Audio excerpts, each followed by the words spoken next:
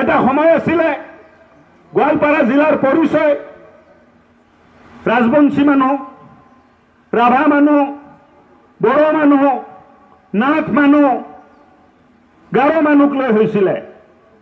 আজি গোৱালপাৰা জিলাৰ পৰিচয় ক'ৰবাত জামাল আছে, ক'ৰবাত আব্বাছ আছে, ক'ৰবাত আহম্মদ আছে, ক'ৰবাত মোহাম্মদ আছে। তেওঁলোকৰ নামত পৰিচয় ল'ব লগা হয়। যোৱা 50, 60, 70 বছৰত প্ৰব্ৰজনৰ জৰিয়তে আমাৰ অঞ্চল, আমাৰ জিলাৰ যিটো পৰিৱৰ্তন ঘটিলে তাৰ পৰিণাম আমি দেখিবলৈ পাই আছো। আৰু কংগ্ৰেছে আকৌ আমাক বিভাজিত কৰি এই অঞ্চলত ৰাজনীতি কৰাৰ ষড়যন্ত্ৰ কৰি আছে।